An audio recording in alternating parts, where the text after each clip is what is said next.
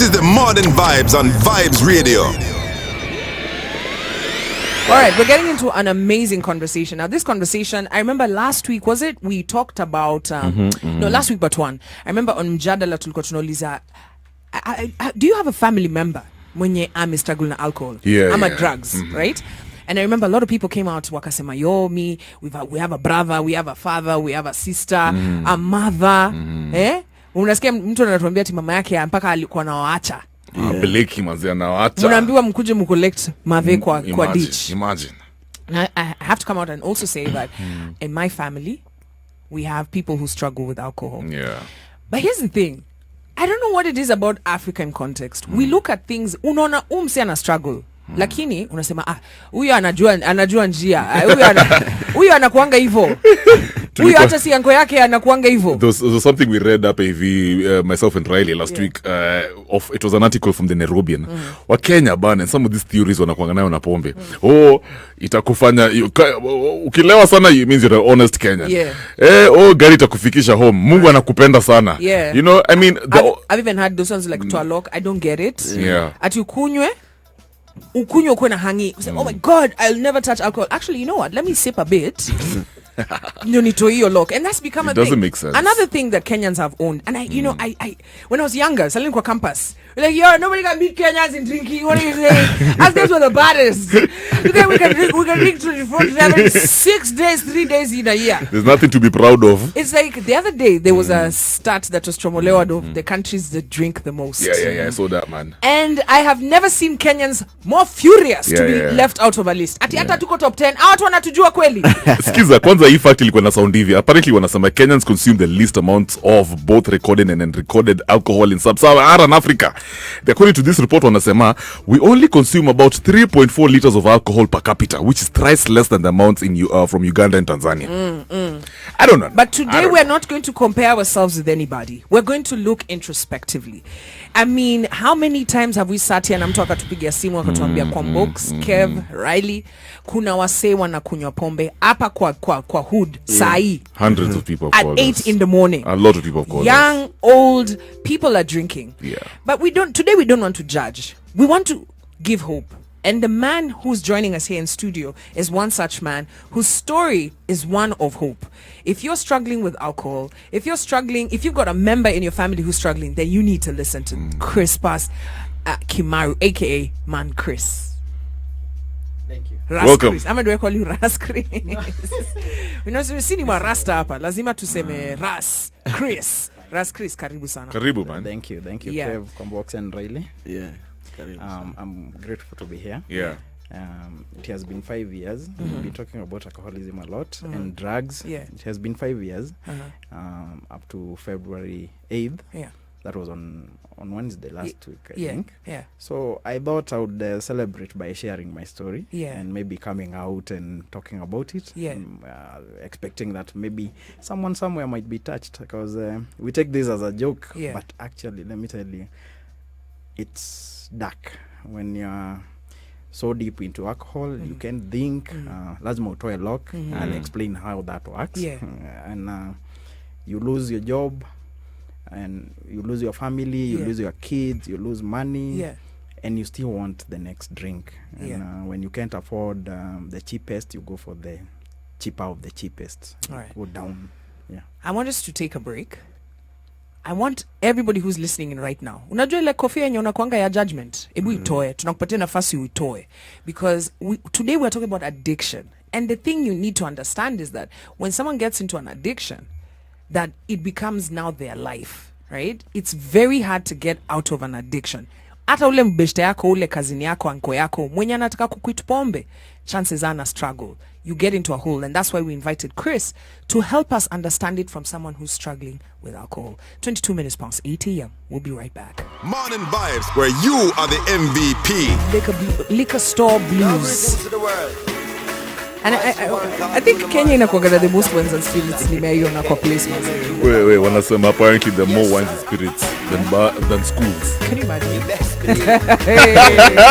Than schools. Yeah, and if you listen to the lyrics of this song, I mean, one shot for the pain, one shot for the sorrow, one shot for the road, one last one for, guys are always giving stories. When I grew up in this country, the first thing I noticed is that kulikuwa na conditioning ile nye, for example, Moi alikuwa nafanya, you know, it was in a song.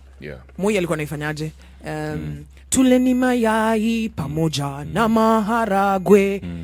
Hiyo ni chakula. Okay, I'm dealing with Gen Z.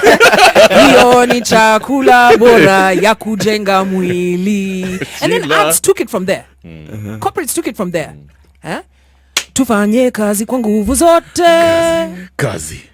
Tujenge taifa letu. Kazi. Baada ya kazi burudika ni wakati wa. We're not going to mention it. So basically that's a form of conditioning. I'm of the theory that if there were no ads alcohol, there'd be less people drinking. But today it's not about us, it's about Chris, who's in studio to share with us his story. And we're very grateful that you came. Welcome to Morning Vibes. Thanks again. So Chris, tell us, how did you grow up, Wapi? That's Karatina in Nyeri, Nyeri County. I was brought up by my religious parents in a loving family. We didn't have issues. We didn't have financial problems. We grew up a middle family setup. And my dad wasn't drinking. My mom has never had alcohol in her life. So I can't say it came from my parents. So who did you see drinking?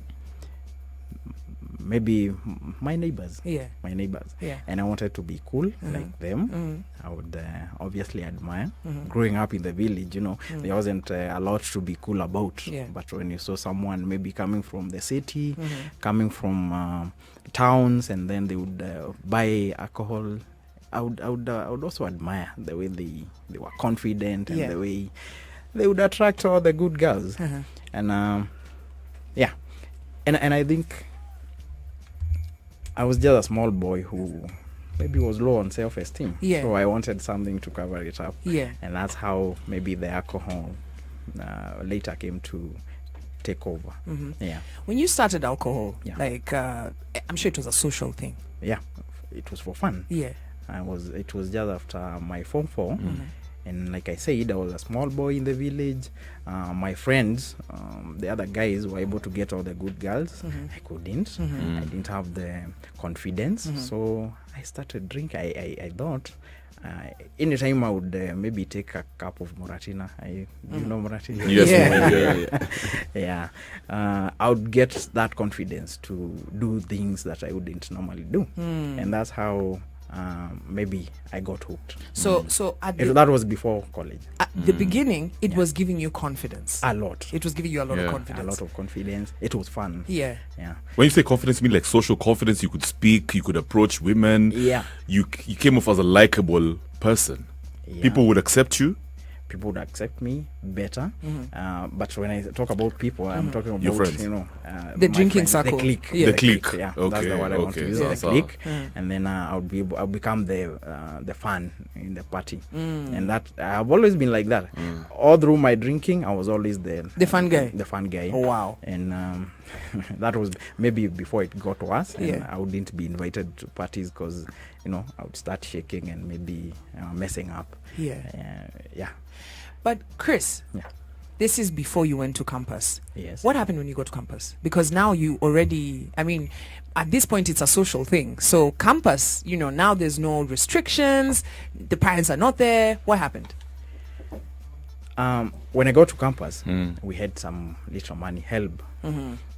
For us, campus guys, I went to Moy University, Eldoret, main campus. It was we used to call it the university in the bush. We weren't near town, so within a week we would have drank all the money. Now in my clique, I had a clique, obviously, a drinking clique. They are my friends. Some of them are doing well. I was left behind. We would drink our money in the first 2 weeks, on the best beer, that is maybe the bottled beer. Then after that, you see, we still had 3 or 4 months of the semester. So that's now when we would start drinking busa. It was my favorite, busa. Add some charm. We used to call it moody changa. Wait, you mix busa and changa?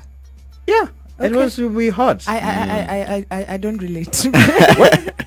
Was it easily accessible around Yes, the school? It was, it was just next to the campus. And many students were drinking.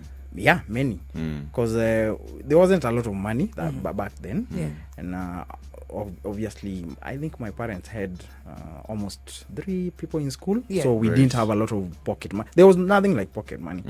So we would go to Mama Vayo. May she rest in peace. She died, by the way. R.I.P. We would go to Mama Vayo. Even in the morning, schoolwork in college wasn't a priority. Yeah. Drinking was for me. Yeah. That is, not for everyone, Yeah. or for my clique. So we would go maybe to the lecture hall. If the class bounced, then it would be fun. Yeah. Okay, I was part of those guys who would watch for no classes from Thursday. Would concentrate our lessons on Monday, Tuesday, Wednesday, or maybe Thursday morning. Then we would have all the fun, time. Yeah. all the time. Yeah. In first year, second year, it was so bad. I can't even remember a lot of stuff. It was a blur. What? See, when the alcohol takes over in your brain, much of what is happening is a You blur. forget. Yeah. So when you wake up at 4 a.m. in the morning, you don't know exactly what happened. Where's my phone? How did I mess? And then you'd start trying to recollect. Sometimes I would find myself with dents. Dents. Dents. Yeah, You've been- yeah. you've Like been you've been beaten, anguka. ama umeanguka. Yeah. Or I would find myself, I remember one time, Moi University had this big library, Margaret Thatcher. I think it used to be the largest before UN. And I found myself sleeping outside with no ID, no phone, no money, nothing. That was one day, just one night. Yeah, One of many. one of the many. So let me ask you a question. Yeah. Because I'm listening to your story. You started off with Moratina, which I would think, I don't really know the alcohol content, but it must be very light compared to Changa. Yeah, I've actually tasted So it. how did you make that progression? Is it out of necessity, or your tolerance was becoming higher? No, it's all about the brain wiring. You see, in the brain we have what you call, okay, I'm not a psychologist, but I read a lot to keep myself sober. Yeah. We have the reward system. When you do something that is maybe satisfying, the reward system releases what you call dopamine.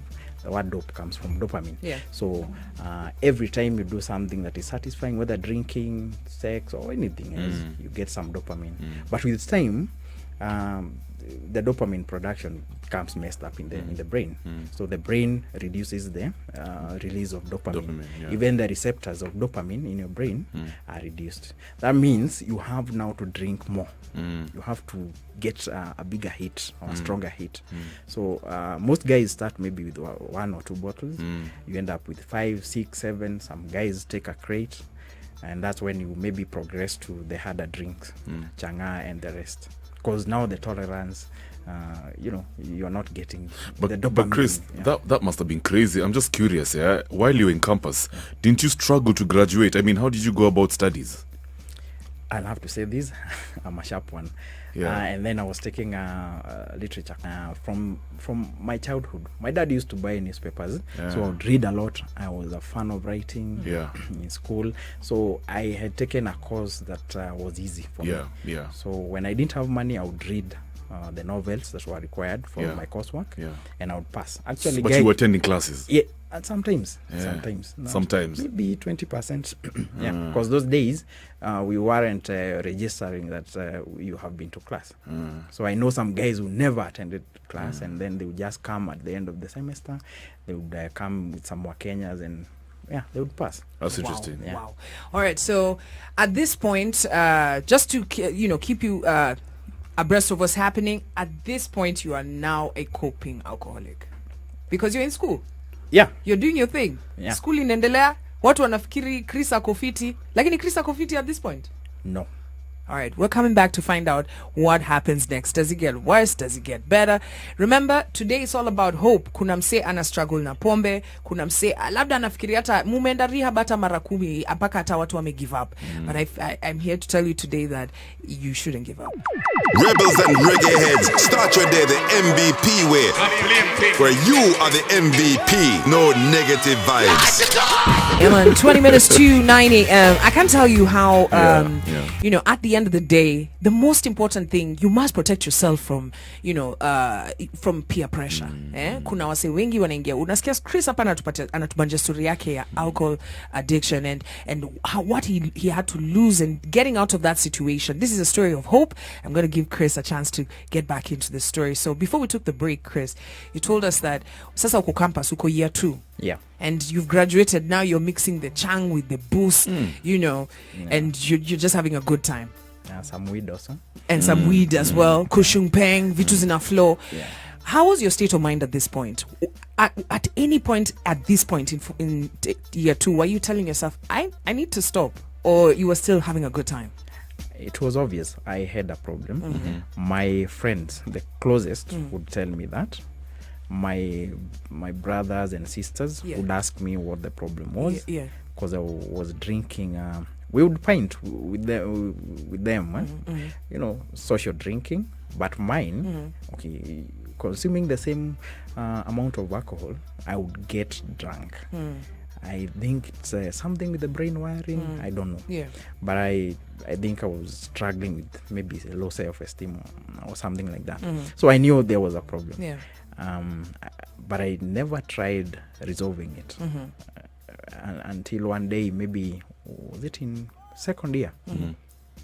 I was just coming from a pub, not a pub, a changaden, and it was on a Friday evening. And on Fridays, most colleges, they are the CU, the Christian rallies, and all that.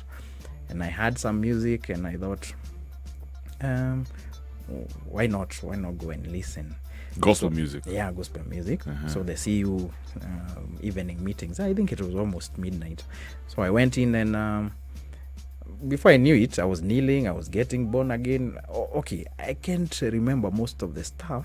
Okay, that's what they told me, because the next day I was sleeping, my hangover, at 7 a.m. somebody came to our door. I think I gave my details, and he was calling out, Brother Chrispus.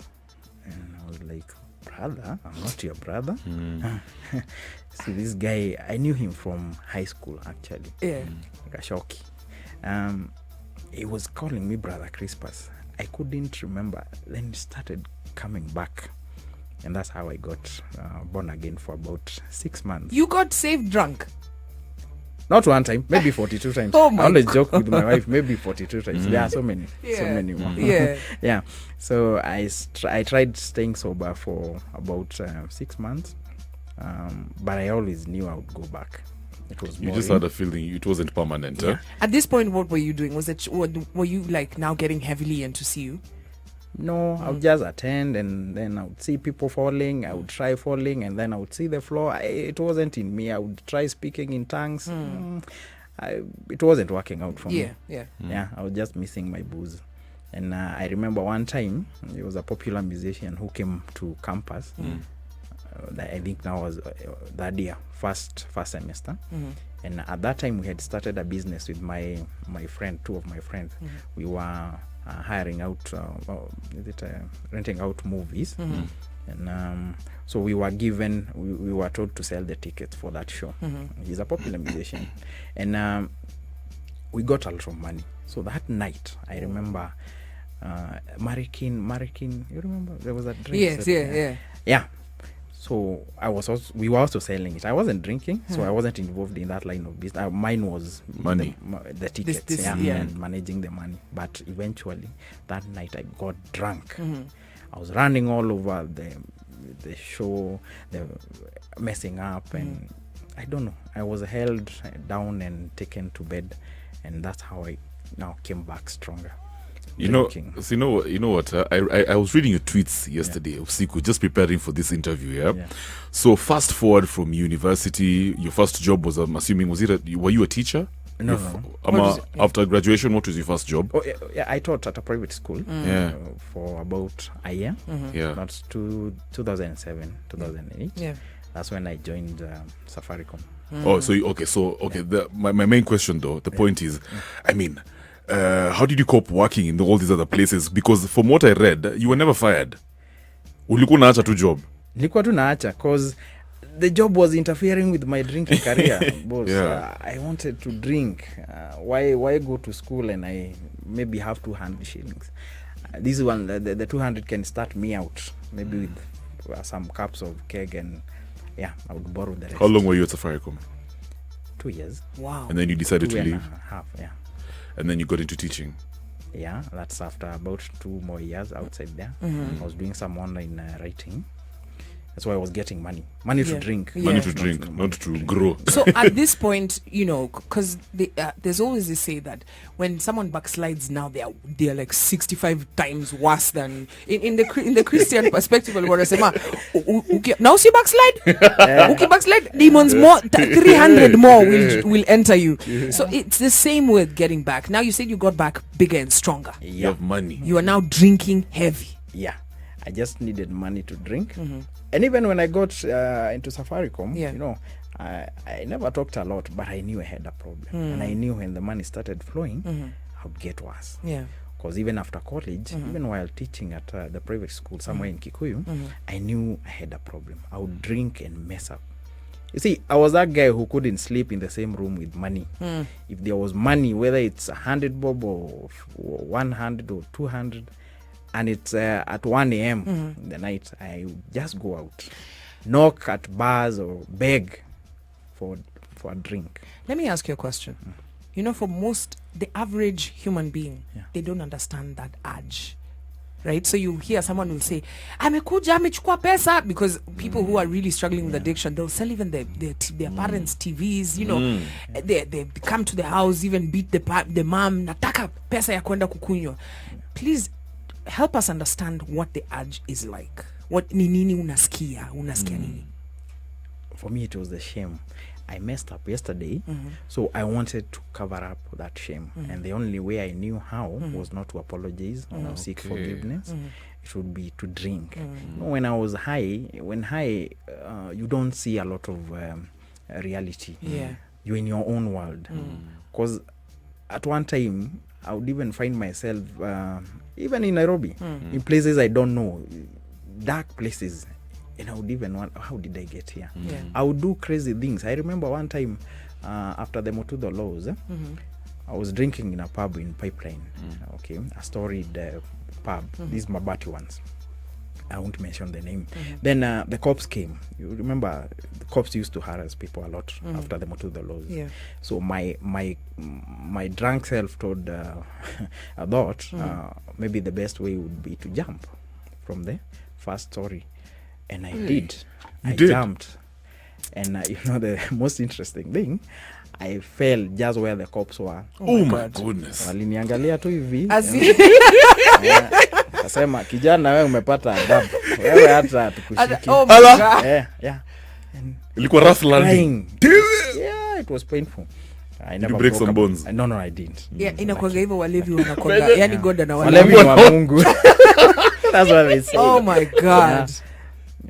So and after that incident, you didn't wake up and say, my God, the end. Today now I gotta sort it out. No, that's not even major. There were other big ones. Sometimes I would wake up, I would find myself in the middle of the road somewhere in Kariobangi. I remember one time I was crawling. I can't remember where I was coming from. At night, deep in the night, I'm crawling across the road. I think my leg was hurt and I was crying. I used to cry a lot. Drunkards, I think if you ever see someone crying and drinking, they have a problem. There's something deep down. And it only gets worse. cry, you start calling your mom. Yeah. I love my mom. Yeah. I love you. Mom, I love you. Yeah. I would call her, maybe borrow a phone, because you can't keep a phone. No. Yeah. Even the 500 shilling one, Yeah. I had to sell it to get booze. A jacket like this one, I would just sell it. Yeah. Maybe I'm drinking and then I don't have any more money. I'll just check what I had and maybe think of what is in the house. Yeah. If my wife is not in, I'll just pop in and take something. Oh and my sell God. it. Can you imagine being married to someone who's basically stealing from us? You know, it must be hard. Now, let's talk about family, because I saw that you posted that you even lost your family, your kids. Yeah. Oh, how bad had it gotten? I can't even blame. If I was married to myself that time, I would have quit even earlier because I was a mess. I would maybe even take her ATM, go to the bank, wipe everything, and we have a kid. My God. You know? And it's not my money, Yeah. her money. Wipe everything and just wait. We should discover, and I'll just say it happened. There's nothing else to do. Oh my God. And she had to walk away. I would have walked away. You don't blame her. I can't. I don't blame her. Did you go and now obviously you've really recovered. You're looking very clean and healthy, a positive spirit. What about your family? Muli Rudiana with the kids and the wife? No. She moved on, and I respect her for that. But we bring my boy. It's a boy. We bring him together. You're co-parenting. Yeah, we co-parent. Okay. All right. I wanted to take a short break because we're almost at the top of the hour. When we come back, there's a lot of people who are still in this space. Yeah. There are a lot of families. We spoke about it last time. Yeah. You don't know what to do. How will this person ever get out of the situation? Will they ever get out of the Yeah, situation? they can. So when we come back, we're going to hear from that. 10 minutes to 9 a.m. Lucky Dube talking about liquor slave. Positive vibrations on the morning vibes. We're having a conversation up. We've got a very special guest, Chris, who's sharing with us a story of alcohol addiction. And the big question usually is, can someone get out of the habit? But more so, we asked another question on Twitter. Yes, can you just read it real quick? Tululiza wasemaze, addiction, right? Join the conversation. He's been open about his journey. A lot of people here were coming through. They're like, yo, man, listen. Kahawa West, that's Mutwili and enjoying the discussion. Ask Chris, what are some of the triggers of alcoholism and actions? Like, what triggers them to continue with their addiction? Exactly, yeah. Shege comes through and says, a very important conversation. Congratulations to Kimaru for overcoming the devil's soup, right? Which you've just had.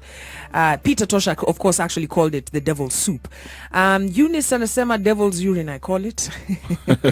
Keretu Kenya anasema addiction is real. Kama you can avoid taking alcohol, please do. Prevention is better than cure. Absolutely. And if you're just joining us, the question we asked you up on social media is, do you think the government and alcohol manufacturers should do more to rehabilitate alcoholics? Chris, maybe you can also touch on that. Yeah. What are your thoughts? Should alcohol companies be doing more Because I don't want to to talk about responsible drinking? Obviously, before they even talk about responsible drinking, that means they are accepting there is irresponsible drinking. And who is responsible for that? They are responsible for that. They know whatever they are selling is addictive. I'll compare the alcohol industry with the gambling industry, maybe internationally. Those guys invest a lot of money to rehabilitate addicts. In Kenya, maybe we can have that. I have seen maybe some of the manufacturers talking about it, but in the community we are not seeing it.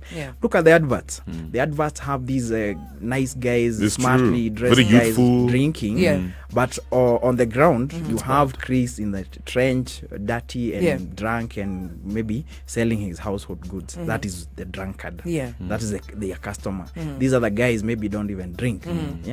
So they should be doing more to But help. you know what's interesting? Apparently the government for a couple of years right now, they've been fighting they've had an aggressive fight against illicit liquor, and I'm talking about especially vitu kama changa, right? My question to you is, and we know very well that it's led to hundreds and even thousands of deaths in the country. Why does it seem like the government has failed? Leo wanamwaga, wanaweka kwa TV, unaona drums zimemwagika. But 2 weeks later imerudi. And maybe I can also add to that, because the question I wanted to ask was, what can families do? Because from a government perspective, because government is the bigger family, and then there's the unit family, like you had a family, and I'm sure they tried to help you out, right? Gava is doing its part. It's like, we gotta stamp this. But for me, I feel like they are dealing with the smaller players. Okay. The bigger players who are actually introducing the culture are not being in need. What can a family do? What can a country do to help these people who are drinking? Yeah. Okay, the first question, Kev. You see, when you think about an alcoholic or an addict, you are just thinking about maybe that advert you saw, or maybe that clip you saw of a drunk guy in mud. Yeah. That's what comes to mind. Yeah. But we have these smart guys going to work right now. At Doctors, this time, the coping doctors. ones. Yeah. While I was detoxing at Chiromo, I met one professor, a prominent one, a lady. She couldn't even hold her cup of water.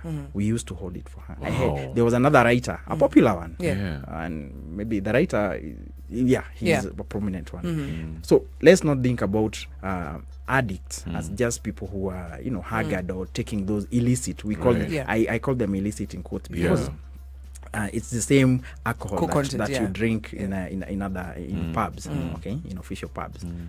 So again, the government is just focusing on what they call illicit. What about these other people who are selling and advertising even to young kids? Targeting even young kids. We are building a generation of drunkards. They're focusing on the small players. The small players. Okay. Now, for the triggers, triggers can be, they can even come from your early childhood. Because if you have read some psychology, Sigmund Freud said there's a lot of subconscious motivators of behavior, things that we suppress. Maybe you had something bad in your childhood, bad parenting, something like that. Self-esteem, like in my case. Maybe you were raped or something happened, and you have been trying to suppress it. Then when you drink, maybe you're drinking for fun, but that thing deep down comes up. So yours was self-esteem. Yeah, mine was self-esteem. And I still struggle with it. And you still struggle with it. So if you get into a scenario where, your esteem is not feeling too, it could be a trigger to get you back to drinking. Yeah. And I walk away. I try walking away. Try to walk away. If I maybe I have an employer, even a client, like in my line of work, if I have a client who is maybe not treating me well, I try walking away. I don't want to maybe get myself overwhelmed, and then I mess up. All right. It's good to know that. And there's one more question I want you to answer, but we're getting to the top of the hour, so we're going to extend this conversation into the next hour. And I also want to give a chance to listeners to speak to you, because I'm telling you, believe it or not, the data on the amount of people who are struggling with alcohol is overwhelming. The impact of the action that is being taken by the government, not so overwhelming on the other hand. So what can a family do? You're struggling with somebody who at this point hata sahi tunaongea ameiba gari ya mtu. Morning Vibes, where you are the MVP. We're still having the conversation about alcohol. Yes. And there are a few things we're learning. And shout out to Chris for taking the time out this morning to come through and hang out with us on Morning Vibes. We truly, truly appreciate. It's such a sad story. Young people, old people struggling. Addiction doesn't choose an age. A lot of people think it's a young man's game. It's an everybody's game. I've even seen a shosho who's struggling with that addiction. And it's a bad. Yeah. My grandmother died of alcohol problems. Oh, really? Yeah. She used to smoke a lot. So ilikuanga kitu yenye haikuwa wasolikuwa nadhani ni normal, because she was very angry, temperamental. Yeah. And people were like, nini. Yeah. Let me tell you one thing, Shiva. I think, it's funny you're saying our parents. This problem started even maybe with our grandparents from the colonial era, because people are saying, and this is just a funny one, maybe you can help me make sense. Alcoholism and problem ya sigara ilileta na wazungu hapa. Ni kweli. Si tulikuwa tunakunywa polite. Because they used to smoke a lot of cigarettes. Hiyo mambo ya kwanza ya sijui, I'm not going to mention a certain brand. Akukwa nazo. It was usually hunting. Unaongea juu ya BAT? Sindio, but ilikuwa story ya kuhunt, na kuchoma nyama, kuchoma hiyo nyama, fegi na beer. And so the house nigger, quote unquote, used to learn this. Anaangalia hapo mzungu, his boss doing all these things, and then the Africans started now imitating this. It ended up being a problem. Wanasema nini? Unajua kuna Afrika waliuzwa. Chifu wako amesema You're coming from America? You're coming into Africa? Nasikia hata ajui ni nini inaongelewa. Alafu ameambiwa cheki, look at this fine bottle of Scotch whiskey from Europe. Chief anasema, leta zile vichwa ngumu tatu zile. Kevin, John, Brian, Riley. Na 100 acres of land. Munapatiwa. Ati unataka wangapi? For that bottle nakupatia 100 of my villagers. Imagine. Yes. Umbrella. Imagine. Anakuuza for one bottle of whiskey na umbrella ndio jote kingia ajifunike. Ameuza 100 villagers. This is true. This is facts. This is a fact. I believe you. I believe you. So alcohol, we've had a long journey with alcohol on this continent, but it's even getting worse. You know, the one thing I don't understand about alcohol, you've drunk alcohol, so you get it, right? Is there a difference between the changas and these ones that come from Maju? No. Right? Yeah. Okay, the It's the distill content might be different. Yeah. The amounts might be different, but the end result is the same. It's That's the same. Why, if I'm not able to afford maybe the mzinga, then I'll go to Cham. Yeah. And I'll still get my high. Yeah. Actually, we used to reason while drinking keg. We'd say anyone drinking Pilsner will still get drunk. There is no drunk A or drunk B. Yeah. Drunkenness is drunkenness. You're just drunk, you're drunk. Yeah. Yeah. Drunk A or B. Yeah, because I always wonder Yeah. why all the alcohol, it will even come from India. KRA watasema, this one is very good. Ini Enter the safi. country. Ini safi. Alafu we tengeneza yako hapo uite. Yeah, you can't. You can't. You can't. And it's the same everything. Yeah. It's So madness.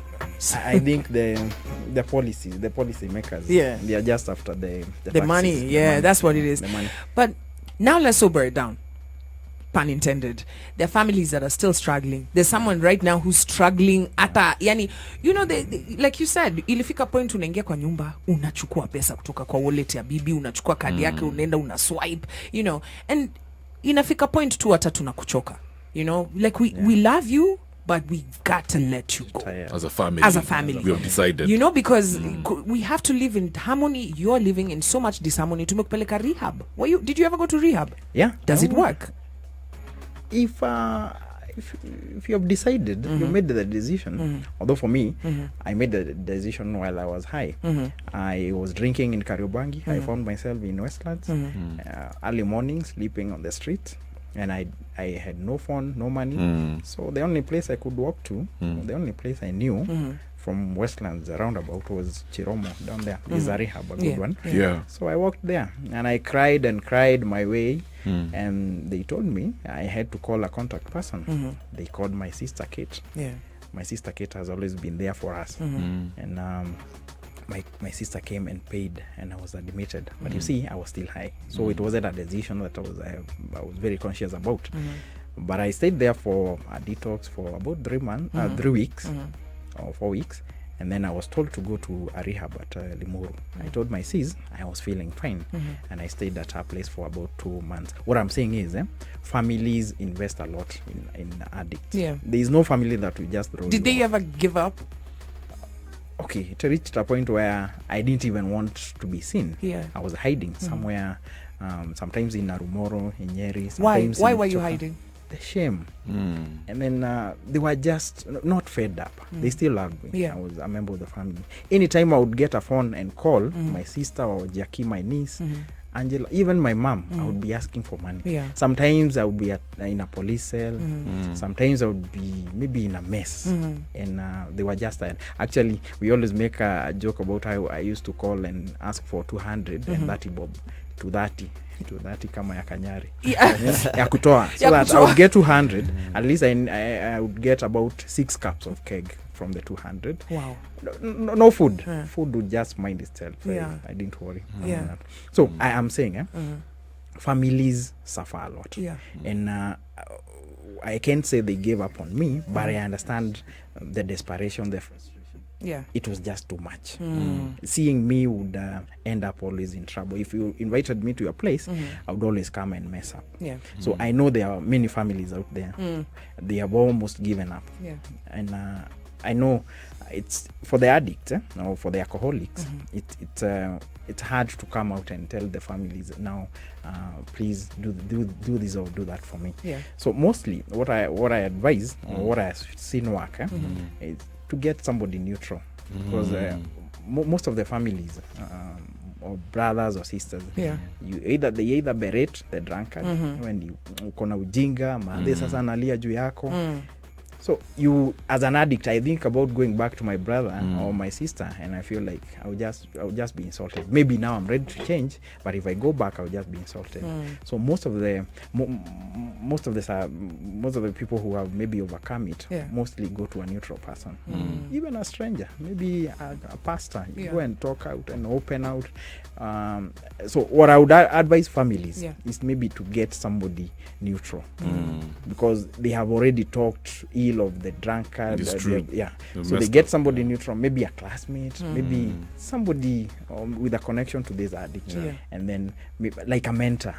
But as we wrap up, Chris, one thing you wrote on your Twitter, you said, and we were kind of making fun of this, but I think it's true, the power of prayer. Do you think that was that's the last resort for you, because you kept on relapsing? Yeah, and my parents continued praying. My mom went to Subukia, there's a shrine, there's another one in Karen. She even went to Uganda, there's one big one. To a shrine? Yeah, to pray for myself and my other 3 brothers who are drinking heavily also. You think it worked? Yeah. This is the reason you ulipona? Maybe the prayers came down on me, because just one night I was so much in pain, and I just wanted to die, and I felt this was it. I cried, and I walked out and went to a church. Oh, first of all, I borrowed some food from my neighbor. I was given a bowl of rice. Yes. And then I went to a church. I walked to a church, and I knelt, and I prayed, and I came back to the house. And since then, you've never relapsed? I have never relapsed. That's interesting. I thank my mom and my sisters for praying, and everyone else. I have a question. Yeah. Now, take us back. Yeah. Imagine you're that guy. Yeah.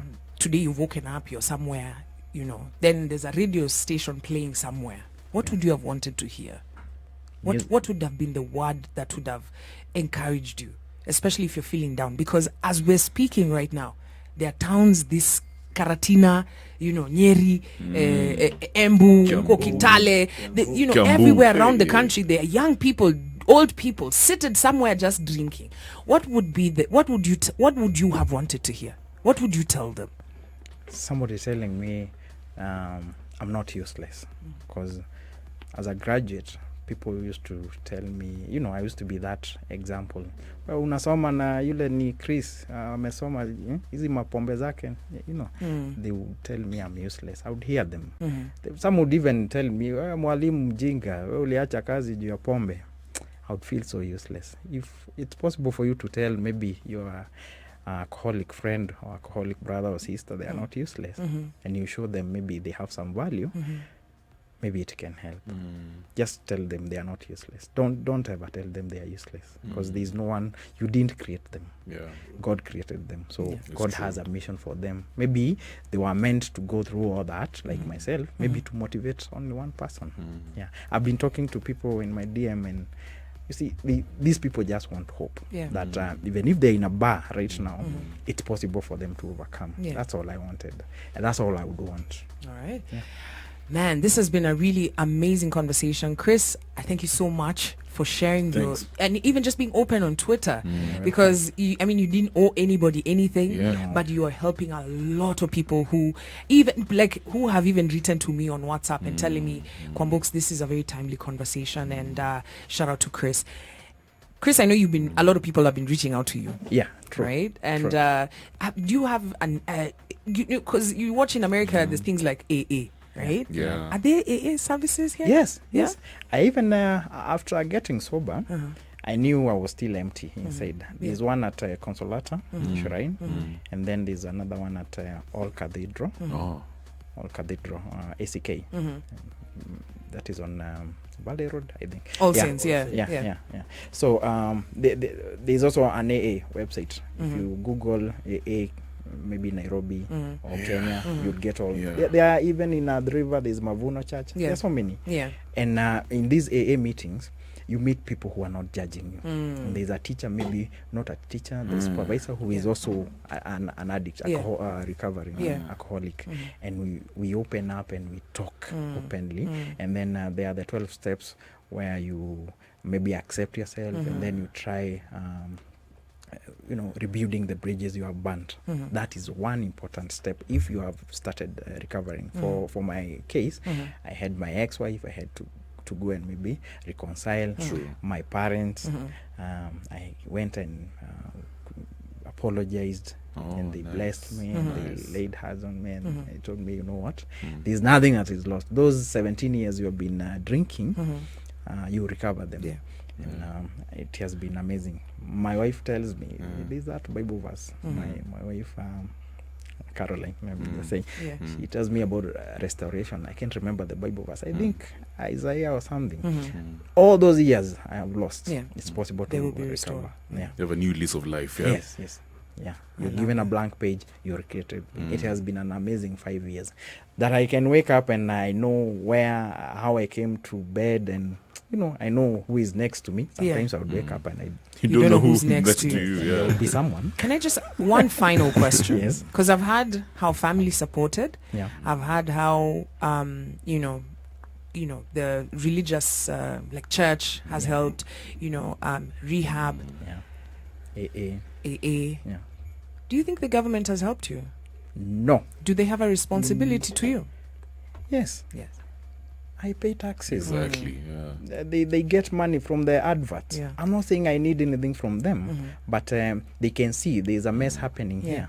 They should make policies that maybe protect these people. The same way they are forcing the gambling companies to maybe dedicate some taxes to rehabilitation. Why can't these booze companies do the same? There are so many. Are there enough rehabilitation centers? No. If I wanted a rehab, the only one I knew was that one at Cheromo, and it's only because guys like David Ogot, another recovering alcoholic, would mention it, and it was always in my mind that one day maybe I might go there. If I was to recommend one, that's the only one. I have been in this thing for a long time. Chris, I salute you again. Now I throw it to you, MVPs. I want you to marinate on these words that have been spoken here. Look at your family. Look at yourself. Do you have a problem? Some people, they're not even accepted that they're having a problem. Right? You're still in that phase where unasema, hey, Thursday's the new Friday, and you wake up on Monday hata ujui pahali uko, and then you'll repeat the cycle. So, jiulize where you are at. Maybe it's not alcohol. Maybe it's weed. Maybe it's some guy here who's come through, and I really appreciate him. Ameniambia, mi na struggle na mogoks. Are we guys ready to have the conversation about mogoka? Exactly. Are you ready to you have sure you're ready? Because most of the people I've seen kulaying it are addicted. And they're not willing to admit that they can't be able to leave it. Even with marijuana, people are struggling. So if you're in that space, I just want to remind you that there is hope. But first, it starts with you accepting that you have a problem. You just heard from Chrispus Kimaru. And if you want to check his more stories, because he tells a lot of stories on Twitter, what's your handle? Storyteller. Kimaru Chrispus. All right. Thank you so much, and do have a fantabulous day. This is the Modern Vibes on Vibes Radio.